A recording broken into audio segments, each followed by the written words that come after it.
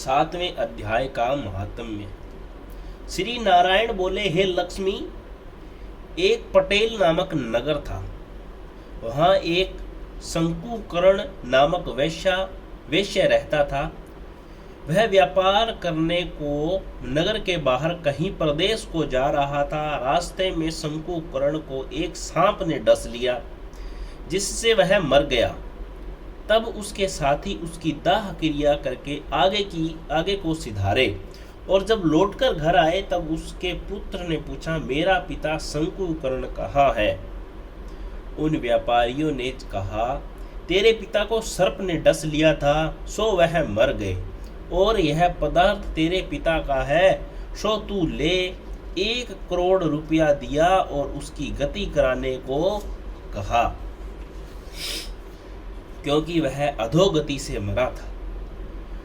उस बालक ने घर आकर ब्राह्मणों से पूछा कि सर्प के डसे हुए मरे की गति कैसे करनी चाहिए। पंडितों ने कहा, नारायण बलि क्रिया कराओ। उर्द के आटे का पुतला बनाकर चुनिया चढ़ाओ। जैसी विधि पंडितों ने कही तैसी की। बड़ा यज्ञ किया, बहुत से ब्राह्मण जिमाए, श्राद्ध पिंड पतल कराया।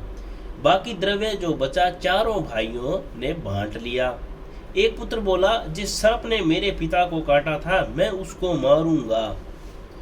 उसने व्यापारियों से पूछा, मुझे वह ठोर बताओ जहां मेरा पिता शंकुकर्ण मरा है। व्यापारियों ने कहा, चल वह ठोर तुझे बता दें। वहां ले जाकर खड़ा किया। देखा तो वहां एक बांबी है, जिसे एक कुदाली से खोदने लगा। जब छेद बड़ा हुआ तो वहां से एक सर्प निकला। सर्प बोला, तू कौन है? मेरा घर क्यों खोदता है? बालक ने कहा, मैं शंकुकर्ण का पुत्र हूँ। जिस सर्प ने मेरे पिता को मारा है, उसे मैं मारूंगा। तब सर्प ने कहा, हे पुत्र, मैं ही तेरा पिता हूँ। तू मुझे इस अधम देह से छुड़ा और मुझे मत मार। वह मेरा पूर्व का कर्म था, सो मैंने भोगा। तब पुत्र ने कहा, हे पिता, कोई यत्न बताओ जिससे तुम्हारा उद्धार हो। तब उस सर्प ने कहा, हे पुत्र, किसी गीता पाठी ब्राह्मण को घर में भोजन कराओ और उसकी सेवा करो, तो उसके आशीर्वाद से मेरा कल्याण होगा। तब उस बालक ने अपने घर पहुंच नगर में जितने गीता जी का पाठ करने वाले थे, सबको बुलाकर श्री गीता जी के 7वें अध्याय का पाठ कराया और उन्हें भोजन करवाया।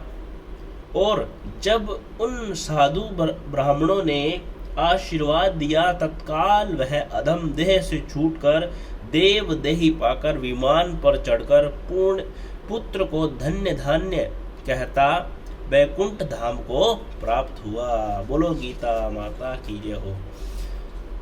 जय हो गीता मैया की जय हो। जय हो गीता मैया।